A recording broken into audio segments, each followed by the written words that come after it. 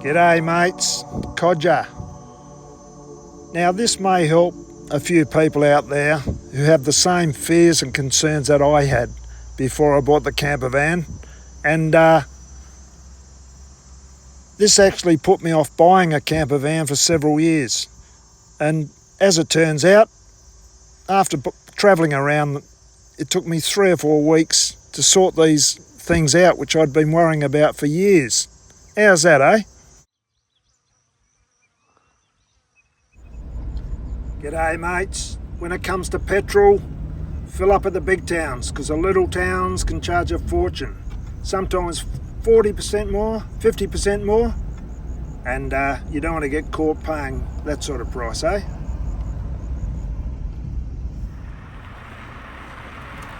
Now mates, when it comes to water, go on the internet as you approach a town and type in that town and is there free water available for camper vans or caravans, whatever.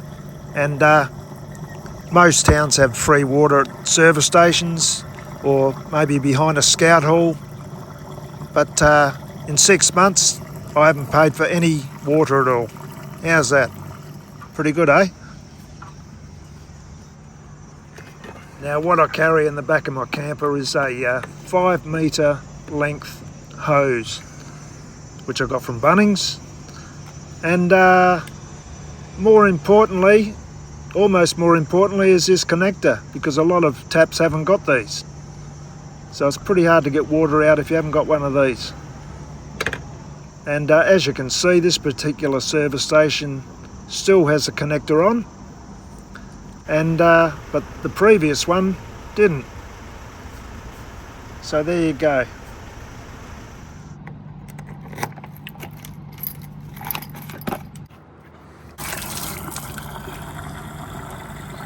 Ah yes, a full tank of water. Job done. Now, lovely. I'm lucky enough to have a shower in the back of my camper, so it does chew up the water, but if I need a shower, I'll have a quick shower and then fill up the water before I leave town. But if you haven't got a shower, go on the internet before you arrive in a town, and they'll let you know where there's free showers or you may have to pay for one. Okay, mates.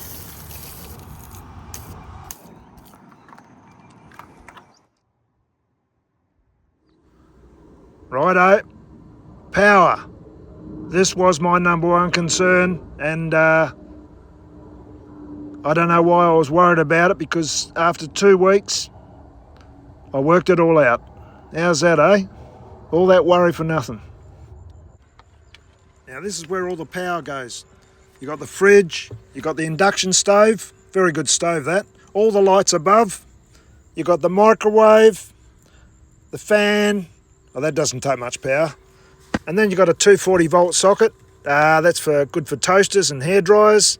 And then down here you got the 12 volt area for the charging your iPhone or power banks. Yeah, very good. Now this is where the battery lives, which powers all the items in the cabin. And this is a lithium battery, and it lives in this box, and it has to be enclosed because of the law. That's a law. Now, in basic terms, every camper van has 2 batteries. One which is under the bonnet, and that'll start your car. And then you got this one. This one powers all your fridge and microwave, all that stuff, lights. Yeah, no worries. Now there's 3 ways this battery can be charged. Just by driving, it'll charge as you're driving. Another way is solar panels, which I'll show you shortly, which I have. And the last way is at a camping ground, where you plug your camper van into a power box.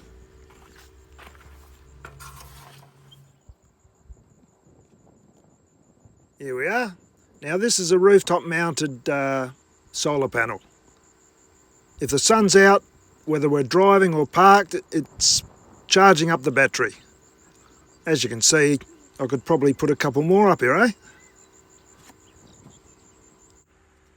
Now a couple of weeks ago I went out and bought a fold-up solar panel. which because I found I was getting a bit low in power, and it's given me double the solar power now. Bloody marvellous.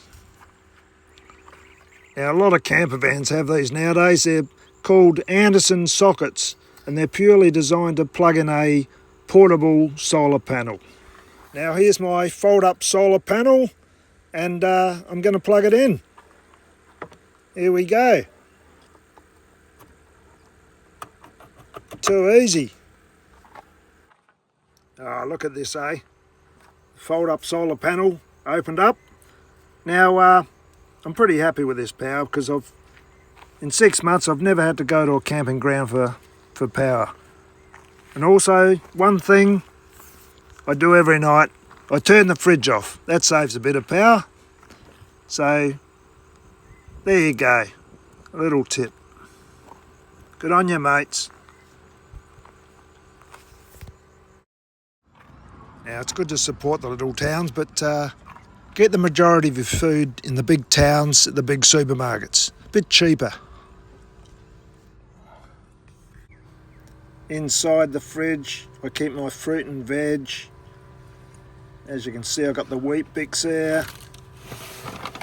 Oopsie daisy. And anything I can fit in the fridge I will. There's my veggies, onions, capsicum, bananas. I keep the bananas there because it can get a bit hot sometimes. There's the long life milk, that's great. And a bit of beetroot. I like beetroot and tuna.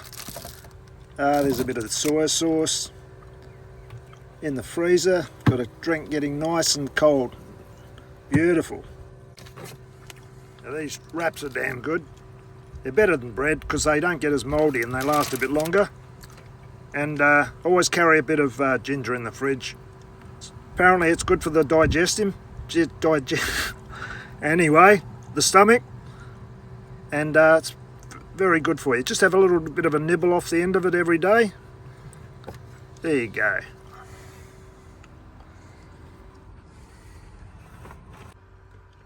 Now we'll check out the cupboard. What have we got in here? Oh yeah, baked beans. We've got the pasta. Bit of the old noodles. Noodles, if you know, last resort type of food. And then we got the old pepper, garlic, salt, paprika, you know, the normal things to sprinkle on the food, make it a bit tastier, and the old Vegemite. Yeah, beautiful. Bit of hot Tabasco sauce. Yeah, lovely. Yeah, then in the other drawer we've got baked beans. Oh yeah, baked beans. Dry biscuits, cheapo dry biscuits. Quick oats, they're very good. Good quick breakfast meal. Not that we're in a hurry, but they taste very good. Beautiful. Honey. And then at the back here we got tea bags. Tea bags. And more tea bags. Lovely. Got to have your tea. And then in this other cupboard I got paper towels. Need plenty of paper towels in this camper van life. And then in this upper drawer, oh, you wouldn't call it food, but bits and pieces, soap. Great for having a shower with out the back. Washing fluid, bubble gum. You got to have chewing gum. The old PK takes me back to my youth. Yeah, good stuff. And then up here, more paper towels. How's that, eh? On your mates. And then out the back here, more food, more things stashed. Can never have enough. Barbecue shapes, more dry bickies, cheapo tuna. It's very good, very good. And it's as good as the real stuff. And here we go, beetroot. I love me beetroot with the tuna. Yeah, great. And the old sweet chilli sauce. Can never have enough of that either. Bit of the old salt. Yeah, lovely. And oh yes, pure honey. Yeah, it's good on the Weet-Bix. I prefer that to sugar. And yeah, more smelly soap.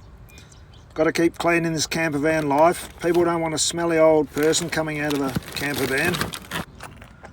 And more Weet-Bix. You've got to have plenty of Weet-Bix. If it's good enough for Demon R, it's good enough for me. What do you reckon? Look what I got here. Found another bag of stuff.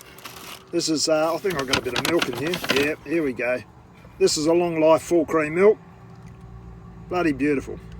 Doesn't go off either. Great. And just behind the driver's seat here you'll find the cordial department. Lovely on a hot day. Bit of cordial. Beautiful. Okay mates, just remember to buy your food at the bigger towns, in the bigger supermarkets, and stash your car. Just like I have with these pasta down the side of my seat. Because these smaller towns can be a bit pricey. Okay cobbers. With the small stuff mates, I'll just wash it in a bucket, yep, here we go. Hang it up in the camper. G'day mate. But when it comes to the big stuff like sheets and towels and blankets, I'll head off to the laundromat and then sit back and relax and enjoy myself. All little towns have laundromats. G'day mates. Most of the long roads around Australia nowadays have toilets every 100 kilometres. If it's not a service station, you'll find a toilet at these rest stops. They're basically a big hole in the ground, but you can go inside with privacy, sit down, do your business, and I recommend taking your own toilet paper because at times they haven't got any toilet paper left, and block your nose. Now, if for some reason you can't wait, you know, you might have camped overnight and you wake up, you're busting, there's always a way out. Now, in the outback here, sometimes you might not see another car or truck for 15, 20 minutes, even half an hour. So there's plenty of time to get behind a bush, do your business, zip up, back in the car, safe and sound, no worries. Okay mates, paper towels, we got the eco plastic bag, got to be eco, and we're off. Now in the back here I always carry a little trowel, and this is a new one. The old one broke, so I bought another one. But anyway, dig your little hole, do your business, fill it up again, and the toilet paper I always take with me in the plastic bag because it's not really a good look lying around. So there you go cobbers, all the best. Just having something to eat. This is frozen iced coffee.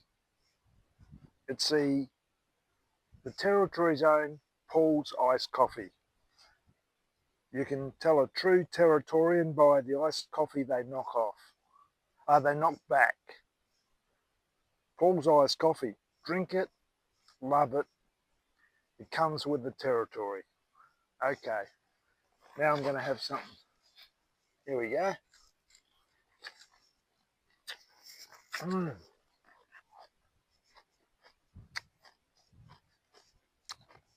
Oh yeah.